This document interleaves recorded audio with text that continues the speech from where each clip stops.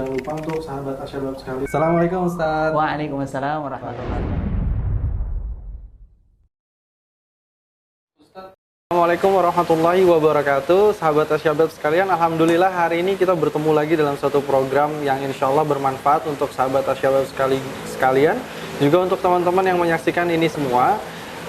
Kita kembali dalam program Cafe Talk Obras di edisi hari ini membahas tentang tugas dan tanggung jawab seorang istri dalam keluarga.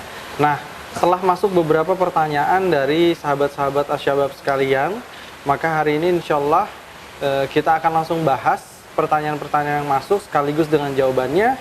Semoga bisa menjadi jawaban untuk sahabat Asyabab sekalian di rumah.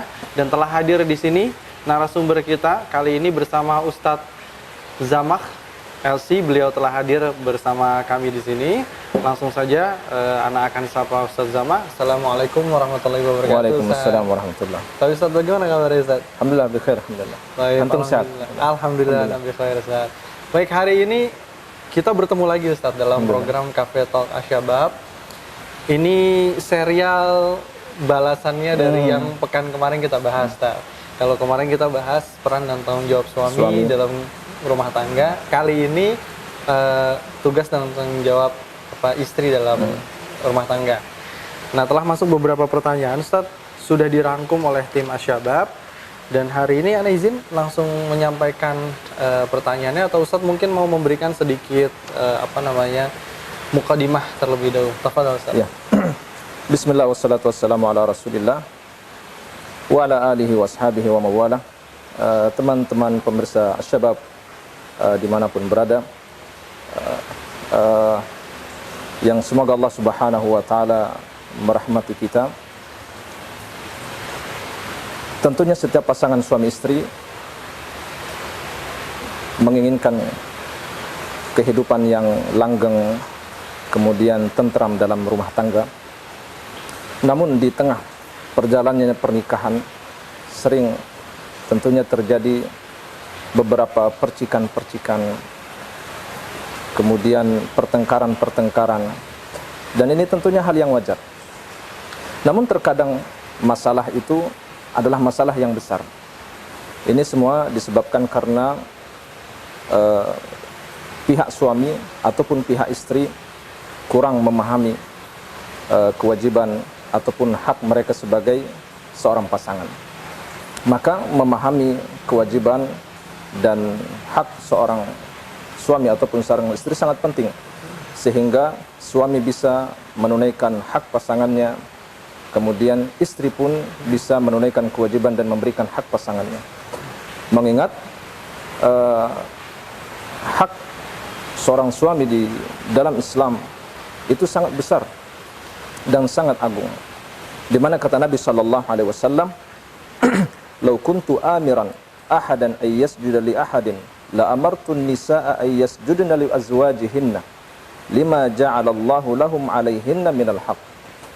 Kata Nabi SAW, seandainya wanita boleh bersujud kepada manusia, seandainya manusia boleh bersujud kepada manusia, kata Nabi SAW, maka aku akan perintahkan istri sujud kepada suaminya.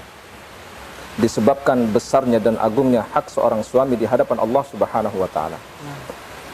Kemudian di dalam hadis yang lain, kata Nabi SAW ketika ada seorang sahabat wanita yang bertanya kepada Nabi SAW, lalu kata Nabi SAW, "Adzatu zaujin anti?" Apakah engkau punya suami? Kata sahabiah tersebut, "Naam." Iya, aku punya suami, kata dia. Lalu kata Nabi SAW, "Kaifa anti lahu?" Bagaimana sikapmu? Bagaimana engkau memperlakukan suamimu, kata Nabi SAW. Lalu kata Nabi SAW, "Fanzuri aina anta minhu, fa innama huwa jannatuki wa naruki." Maka lihatlah, kata Nabi SAW, bagaimana engkau di hadapan suamimu, kata Nabi SAW. Maka suami itu adalah sebab engkau masuk ke dalam surga, atau menjadi sebab engkau akan dimasukkan oleh Allah Subhanahu wa taala ke dalam neraka, kata Rasulullah SAW. Maka seseorang, baik dan buruknya seorang istri terutama, dia harus melihat bagaimana penilaian suami terhadap dirinya. apakah suaminya adalah suami yang ridha dengan keberadaannya, dengan tingkah lakunya, dengan keberadaan dia di dalam rumah tangga, ataukah dia tidak ridha dan lebih tidak senang kepada banyak tidak senang kepada tingkah laku istrinya. Maka Ibnu Taimiyah rahimahullah mengatakan tidak ada hak yang lebih wajib ditunaikan setelah kewajiban kepada Allah dan Rasulnya melebihi kewajiban terhadap seorang suami, kata Ibnu Taimiyah rahimahullah. Wallahu taala alam. Baik Ustaz.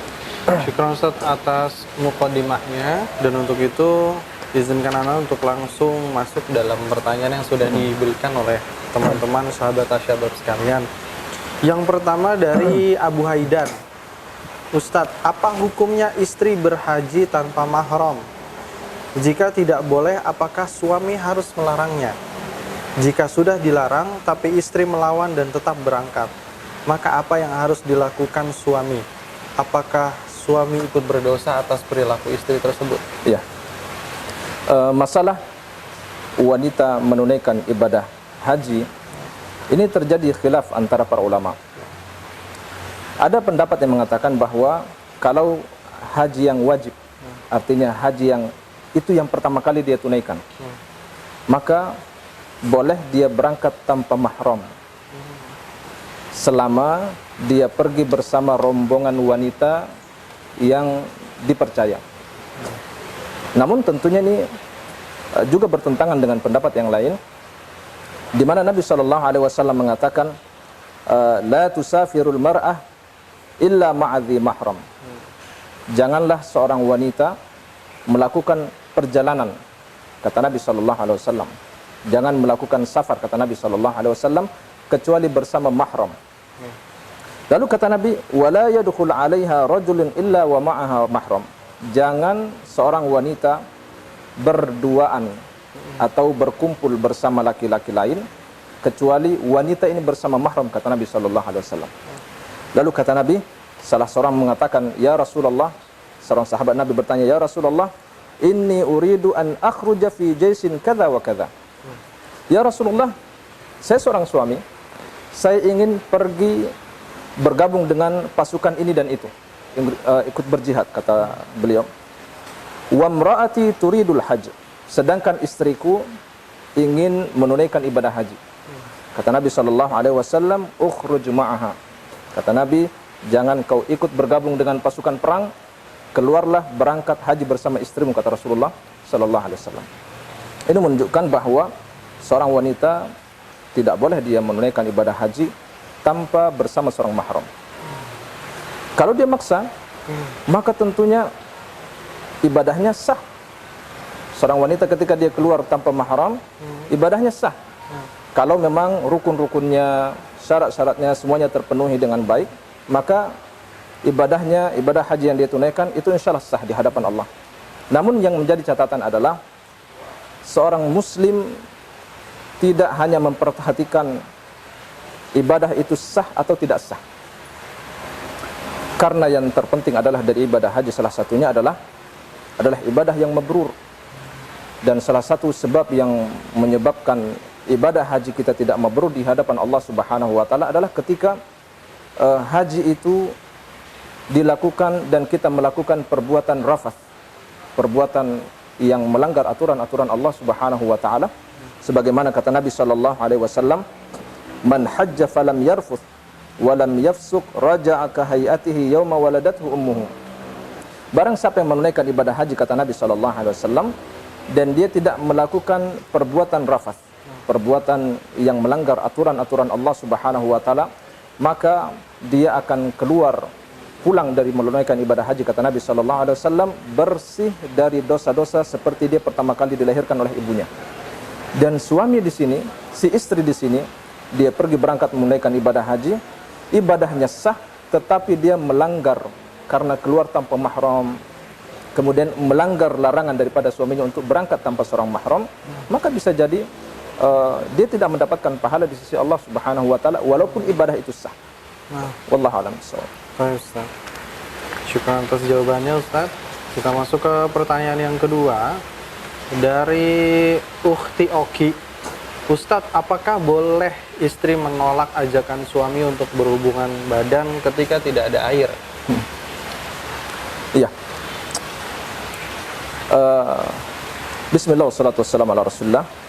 Memenuhi ajakan suami ini tentunya adalah sebuah keharusan bagi seorang istri. Kata Nabi SAW, "Idza da'a ar-rajulu imra'atahu ila firashihi." Diancam oleh Nabi SAW. Apabila seorang suami mengajak istrinya untuk melakukan hubungan biologis, hubungan badan, kata Nabi SAW, fa'abat, lalu si wanita dia menolak, entah karena beberapa faktor. Maka kata Nabi SAW, la'anathal malaikatu hatta tusbih. Maka malaikat akan selalu melaknatnya, mendoakan keburukan untuknya dan melaknatnya, kata Nabi SAW, sampai datang waktu subuh, kata Rasulullah SAW. Dan kalau alasannya adalah air bukan masalah, karena Nabi SAW, Allah Subhanahu Wa Taala dalam Al-Quran sendiri itu sudah memberikan tuntunan, kalau kita hendak bersuci kemudian tidak ada air, maka boleh dengan tayammum. Sebagaimana kata Allah Subhanahu Wa Taala, wa in kuntum junuban, kata Nabi SAW, au jaa ahadum minkum minal ghaid, atau kalian habis buang air, kata Nabi SAW, kata Allah Subhanahu Wa Taala, au lamastumun nisa, atau kalian berhubungan intim. Di sini ada dua terjemahan, mengatakan pertama menyentuh wanita, atau ada yang mengatakan di sini maksudnya adalah berhubungan badan suami istri. Kata Nabi SAW, kata Allah Subhanahu Wa Taala, falam tajidu ma, setelah berhubungan suami istri batal, berhadas besar, tidak ada air, kalian tidak mendapatkan air, kata Allah Subhanahu Wa Taala, fatayammamu, maka silahkan tayamum, kata Allah Subhanahu Wa Taala, sa'idan tayyiban, dengan menggunakan debu yang suci, kata Allah, famsahu biwujuhikum wa aydikum. Kemudian bagaimana cara tayamum? Kata Allah, usap wajah kalian dan tangan kalian dengan debu tersebut, kata Rasulullah, kata Allah Subhanahu Wa Taala. Jadi tayamum seperti itu. Saya pernah ngeliat orang tayamum seperti orang berwudu. Ya, jadi dia usap semuanya, kepalanya. Jadi tidak ya seperti itu. Di sini Allah memberikan tuntunan, kata Allah, famsahu biwujuhikum, usap wajah kalian, wa aydikum, dan tangan kalian, udah selesai. Itu dia tayamum. Jadi ini tidak ada larangan seseorang itu melakukan hadas ketika tidak ada air.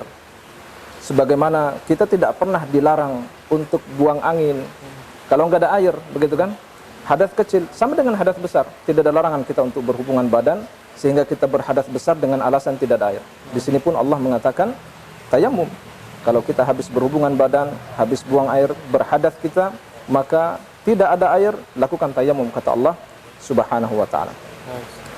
Masalah tadi suami mungkin ditolak oleh istrinya ajakannya, tentunya suami pun harus melihat kondisi. Lihat kondisi sang istri, jangan hanya karena keinginan kemudian kita tidak peduli dengan kondisi istri yang mungkin sedang capek mengurus anak, begitu ya, habis bersih-bersih rumah, kemudian kita datang meminta hak kita. Ini harus kita perhatikan, dan kita tentunya tidak egois hanya mementingkan kepentingan kita sendiri. Wallahu a'lam bishawab. Baik, kita masuk ke pertanyaan ketiga, Ustadz. Ini dari Ukhti Nur. Ustadz, bolehkah istri menuntut agar suami lebih sering berhubungan badan? Dan di lainnya juga ada pertanyaan yang kurang lebih sama, Ustadz. Ini dari, katanya sudah berumah tangga 9 tahun, tapi kemudian 5 tahun terakhir itu suami lebih sering tidur sendiri karena anak-anak. Gitu. Alasannya mungkin anak-anak masih tidur bersama, tapi sudah diusahakan untuk dipisah, suaminya masih tetap lebih suka tidur sendiri, Ustaz. Nah, beliau bilang hanya bisa bersabar dan berdoa serta pasrah. Beliau juga tidak mau minta talak. Mohon sarannya, Ustaz, supaya rumah tangganya bisa jadi lebih baik, Ustaz. Ya. Memang Ibnu Qayyim rahimahullah mengatakan bahwa menikah itu tujuannya, salah satu tujuan menikah itu adalah melakukan hubungan badan. Karena berhubungan badan atau melakukan aktivitas seksual suami istri yang halal tentunya memiliki beberapa manfaat. Yang pertama kata Ibnu Qayyim rahimahullah bahwa dengan melakukan hubungan badan suami istri itu dapat melestarikan keturunan, memperbanyak anak, kata Ibnu Qayyim. Yang kedua, seseorang melakukan hubungan badan tentunya itu menyehatkan tubuh. Karena ketika seseorang lama tidak melakukan hubungan badan ini dapat merusak tubuhnya, kata Ibnu Qayyim rahimahullah. Kemudian yang ketiga, tentunya adalah untuk menyalurkan nafsu seksual di jalan yang halal. Artinya tidak disalurkan di tempat yang diharamkan oleh Allah Subhanahu wa taala. Maka seseorang ketika dia menikah, satu hal yang harus kita perhatikan juga adalah masalah hubungan seksual, memenuhi nafkah batin untuk pasangan, baik itu istri ataupun suami. Kemudian siapa yang merasa butuh, maka dia punya hak untuk meminta. Suami berhak untuk meminta kepada istrinya, istri berhak untuk meminta dilayani kepada suaminya. Ya, karena itulah salah satu fungsi dan tujuan seseorang menikah, gitu ya. Baik pasangan kita butuh atau sedang tidak butuh, kita berhak untuk meminta, gitu. Dan tentunya melakukan hubungan seksual ini bagi seorang pasangan suami dan istri merupakan ibadah di sisi Allah Subhanahu wa taala. Artinya kalau ada suami yang sering diajak oleh istrinya, harus lebih semangat lagi. Artinya makin banyak peluang, banyak kesempatan melakukan amal soleh. Karena kata Nabi sallallahu alaihi wasallam, "Wa fi bud'i ahadikum sadaqah." Kalian mendatangi istri kalian, kata Nabi sallallahu alaihi wasallam, melakukan hubungan badan, kata Nabi sallallahu alaihi wasallam, itu merupakan sedekah, kata Rasulullah sallallahu alaihi wasallam.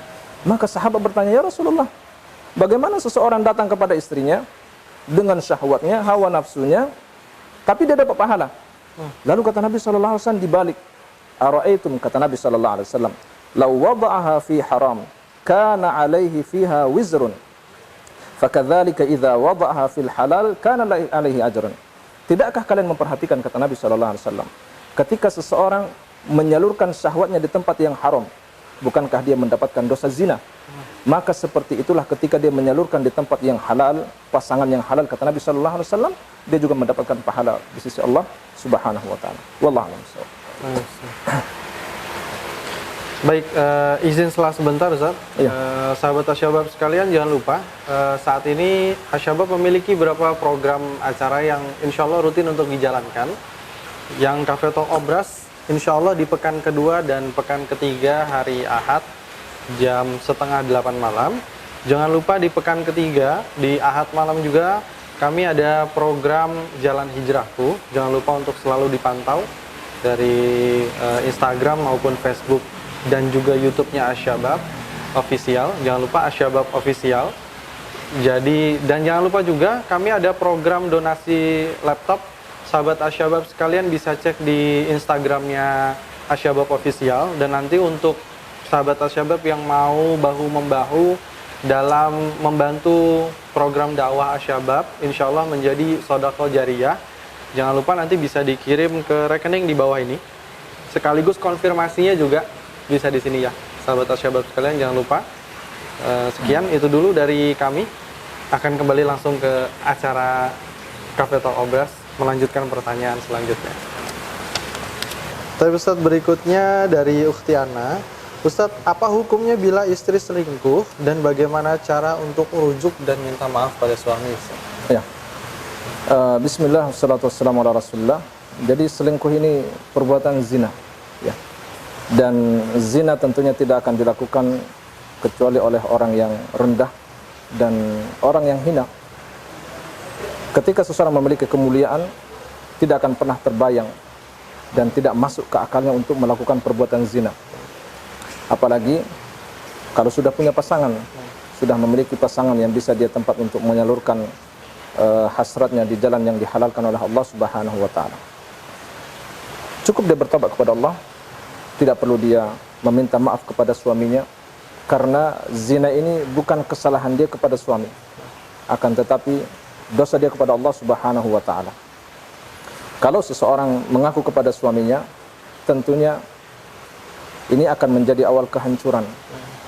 Karena manusia itu tidak mudah memaafkan. Berbeda dengan Allah Subhanahu wa taala, ketika seorang wanita tulus meminta ampun kepada Allah, maka Allah Subhanahu wa taala Maha menerima taubatnya. Dan tentunya ketika saya mengatakan tidak perlu untuk meminta maaf kepada suami, bukan berarti ini merupakan pembenaran untuk dia melakukan perselingkuhan. Karena jangan sampai seseorang merasa bersalah kepada suami melebihi rasa bersalahnya kepada Allah Subhanahu wa taala. Perselingkuhan, zina ini adalah dosa dia kepada Allah. Bertaubat kepada Allah taubatan nasuha. Bukan taubat yang hanya sekedar penyesalan sesaat. Kemudian ketika tidak ada keharusan meminta maaf kepada suami, seakan-akan zina ini merupakan sesuatu yang ringan. Maka dia harus bertobat kepada Allah taubatan nasuha, sebagaimana sahabat Nabi SAW yang bertobat kepada Allah sejak dia selesai melakukan perbuatan zina, dia hamil, dia melahirkan dan selesai menyusui anaknya, dia terus bertobat kepada Allah Subhanahu wa taala. Artinya penyesalan dan sesuatu yang dia anggap rendah dan hina, dan dia tidak pernah terfikir untuk kembali kepada perbuatan tersebut.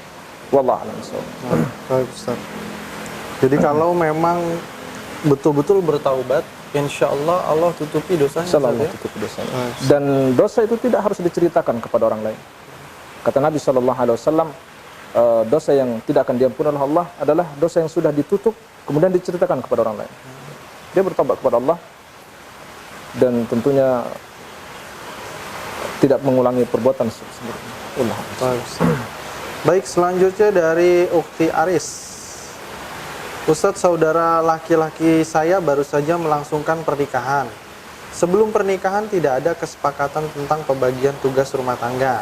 Namun setelah mereka hidup bersama kurang lebih 1 minggu, sang istri meminta adanya pembagian tugas rumah tangga yang jelas. Pada awalnya sang suami telah berusaha membantu sesuai dengan kemampuannya. Namun setelah menjalaninya dia merasa keberatan karena kondisinya yang kelelahan setelah bekerja. Sempat juga sang suami meminta istri untuk tinggal di rumah dan berhenti bekerja. Namun istri menolak karena khawatir dengan masa depan anak-anak yang kelak mungkin memerlukan biaya tinggi untuk pendidikan. Bagaimana solusinya, Ustaz? Ya, istri dia wajib menunaikan kewajiban rumah tangganya di luar. Jangan kesibukan dia bekerja lalu melalaikan tugas utama dia untuk menunaikan tugasnya di rumah.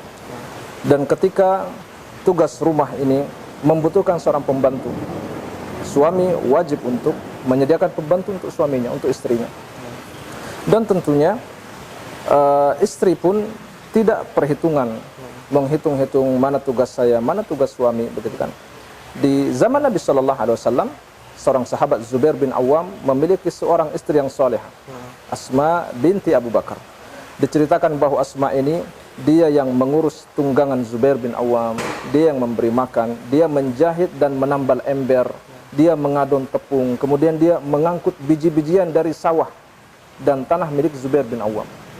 Atau Fatimah radhiyallahu anha yang dia tangannya sampai lecet karena mengadon gandum atau menggiling gandum Ali bin Abi Thalib. Ya, atau banyak kisah dari sahabiah di mana mereka menunaikan, artinya menikah ini adalah ta'awun 'alal birri wat taqwa. Saling tolong menolong, mengalir, saling membantu. Apa yang tidak bisa dikerjakan oleh istri dikerjakan oleh suami. Apa yang tidak bisa dikerjakan oleh suami dikerjakan oleh istri. Istri sibuk memasak, kemudian rumah belum disapu, silahkan disapu oleh suami. Suami sibuk memandikan anak misalnya, atau punya kesibuk istri misalnya sibuk mencuci piring, anak-anak belum mandi, silahkan suami yang memandikan. Ya, artinya semuanya saling menutupi, saling membantu, karena menikah itu adalah ta'awun, saling tolong menolong di atas kebaikan dan takwa kepada Allah. Wallahu a'lam. Ustaz. Yang selanjutnya dari yang tadi masalah apa itu? Dia keluar begitu kan, bekerja karena alasan. Tentunya masalah rezeki ini yang harus kita fahami dengan baik. Ya, artinya kalau istri memaksa bekerja padahal sudah dilarang oleh suami dan itu harus ditaati, tapi dia maksa keluar untuk mencari pekerjaan dengan alasan untuk kebutuhan ekonomi.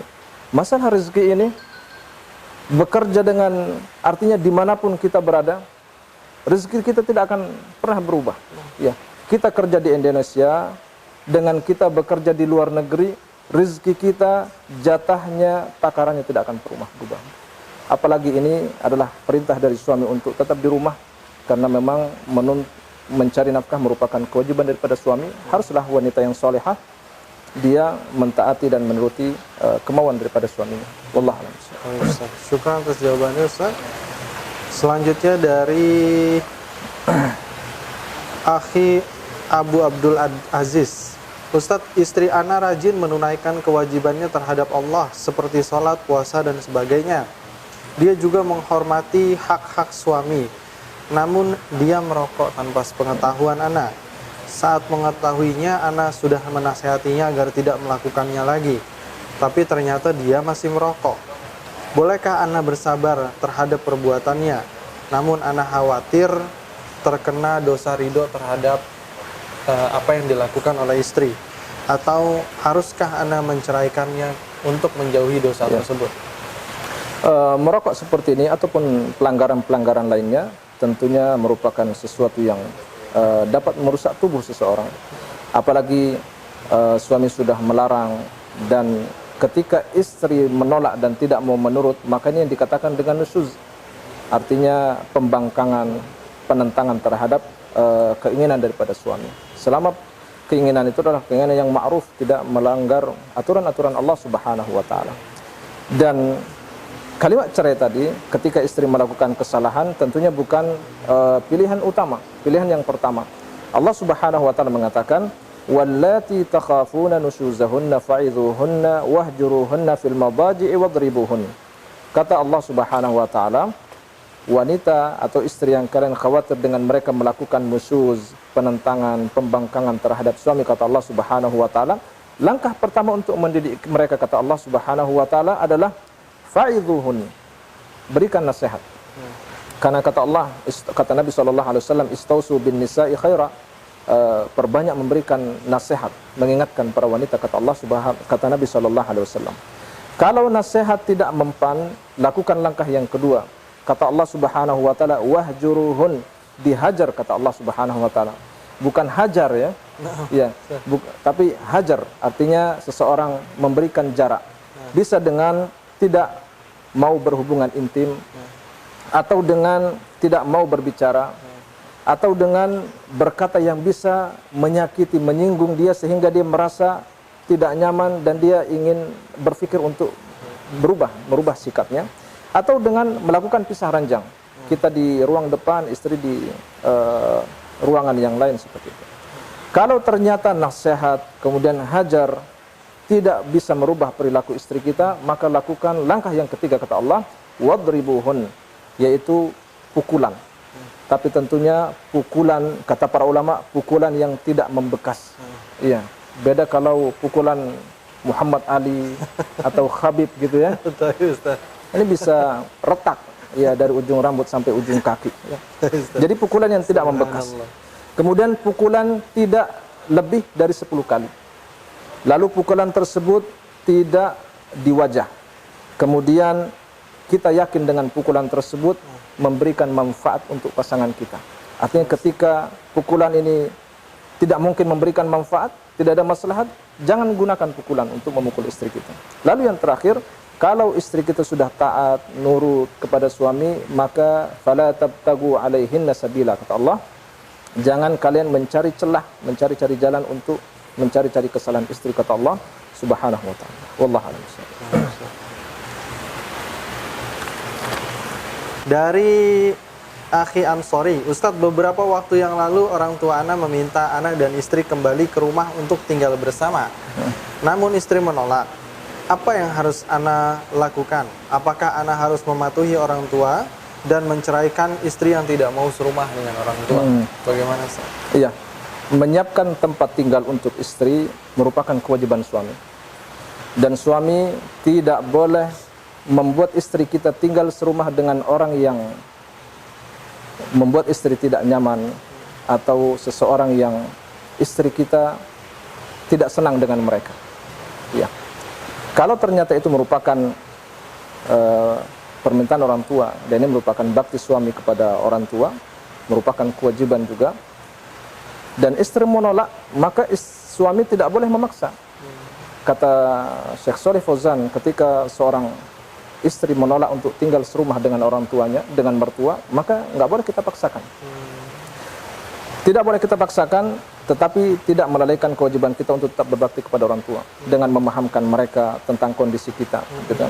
Masih banyak cara, masih banyak solusi yang bisa kita gunakan, misalnya dengan menyewa atau membeli rumah yang dekat dengan rumah orang tua kita. Kemudian, atau kalaupun harus tinggal serumah, bisa kita sekat, dibedakan dapurnya, dibedakan ruangan-ruangannya. Atau mungkin kita tidak bisa mendekat ke kota yang sama, bisa dengan sering melakukan kontak dan hubungan dengan orang tua, sehingga kewajiban kita kepada istri ditunaikan dengan baik dan bakti kepada kedua orang tua pun tidak terlalaikan. Wallahu a'lam bishawab. Sebisa mungkin menjaga keseimbangan begitu Iya. Ustaz ya. Ya. Baik. Karena memang wanita, istri kita dan mertua itu kan sama-sama wanita yang dikatakan, dan itu memang lebih mengedepankan perasaan gitu kan. Kadang misalnya istri kita salah meletakkan benda, itu jadi masalah bagi mertua begitu kan. Atau ada hal-hal yang kecil yang tidak perlu dipermasalahkan menjadi masalah besar begitu kan. Sehingga memang terkadang ini harus menjadi pertimbangan seperti itu. Baik. Ya, dan memang yang perlu kita perhatikan, terkadang istri itu tidak mau tinggal dengan mertua karena ada beberapa sebab. Kalau sebabnya adalah sebab yang syar'i, misalnya di rumah mertua ada ipar-iparnya yang sudah mulai remaja, yang sudah mulai dewasa, tentunya tidak akan membuat istri kita nyaman. Atau mungkin di rumah mertua tidak ada kamar mandi, harus mandi ke sungai sehingga aurat terbuka. Ini juga menjadi pertimbangan, sehingga mungkin terkadang karena sebab-sebab ini istri kita tidak mau tinggal serumah dengan mertuanya seperti itu. Tetapi kalau hanya karena alasan kebencian, tidak suka, ini bisa kita dengan memberikan arahan kepada istri dan tentunya menggunakan solusi-solusi yang sudah kita sebutkan tadi. Dinasihatkan begitu Ustaz ya. Dinasihatkan, kemudian kita bisa dengan menyekat rumahnya, atau mungkin memisahkan dapurnya, atau mungkin menyewa rumah yang dekat dengan orang tua kita. Wallahu a'lam bishawab. Syukran Ustaz, jazakallah khair atas jawaban-jawaban pertanyaannya di hari ini. Alhamdulillah, sahabat Asyabab, kita telah sampai di ujung dari acara Cafe Talk Obras di hari ini. Dan terima kasih untuk Ustadz Zamak yang telah meluangkan waktunya untuk bisa menjadi narasumber Cafe Talk Obras di hari ini sebagai balasan dari episode sebelumnya, tugas dan tanggung jawab suami. Dan Ustadz, mungkin sebelum kita tutup acara ini, Ustadz, bisa diberikan rangkuman dan motivasi, Ustadz, perihal kehidupan dalam berumah tangga ini, Ustadz. Mengingatkan banyak nih, mungkin baik yang sudah menikah maupun yang akan menikah misalnya. Karena banyak kekhawatiran-kekhawatiran yang timbul khususnya dari sahabat-sahabat di luar sana yang masih single nih, baru mau menikah nih, Ustadz. Nanti bagaimana ya ketika menikah nih, ada beragam tentunya permasalahan yang akan timbul. Siapkah ya saya untuk menghadapinya dan lain-lain. Tafadhol Ustaz, diberikan motivasi. Orang menikah tidak mungkin dia bisa lepas dan terhindar dari masalah. Kalau ada anak yang remaja yang punya rencana menikah, berpacaran misalnya, karena alasannya agar bisa saling mengenal satu sama lain begitu. Ini mustahil. Bagaimana orang yang berpacaran bisa menemukan kesamaan? Kita laki-laki, dia perempuan aja udah beda.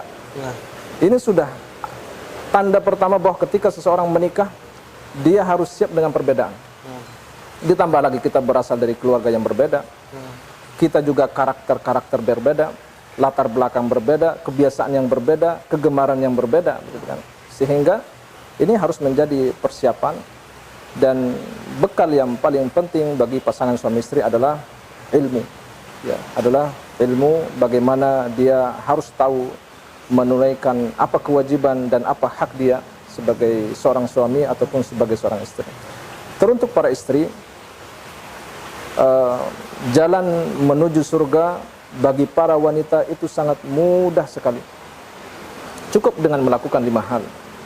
Sebagaimana kata Nabi SAW, "Idza sallatil mar'atu khamsaha wa shamat syahraha wa hafizat farjaha wa ata'at zawjaha qila laha dukhulil jannata min ayyi abwabil jannati syi'ta." Kata Nabi sallallahu alaihi wasallam, kalau seorang wanita, seorang istri, kata Nabi sallallahu alaihi wasallam, salat 5 waktu, kemudian puasa Ramadan, kemudian menjaga kehormatannya, kata Nabi sallallahu alaihi wasallam, menjaga dirinya, kehormatannya, kata Nabi sallallahu alaihi wasallam, dan nurut taat dengan suaminya, maka akan dikatakan pada hari kiamat, silahkan engkau masuk ke dalam surga dari pintu mana saja yang engkau kehendaki, kata Rasulullah sallallahu alaihi wasallam.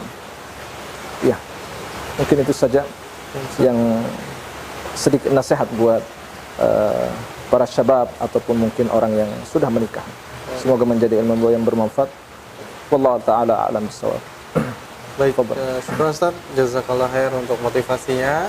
Sahabat Syabab telah disampaikan oleh Ustaz Zamah. Jadi semangatlah dalam mengarungi biduk rumah tangga, sahabat Syabab sekalian. Untuk itu, sebagai penutup, marilah kita ucapkan doa kafaratul majelis. Subhanakallahumma wa bihamdika asyhadu an la ilaha illa anta astaghfiruka wa atubu ilaik. Assalamualaikum warahmatullahi wabarakatuh. Waalaikumsalam.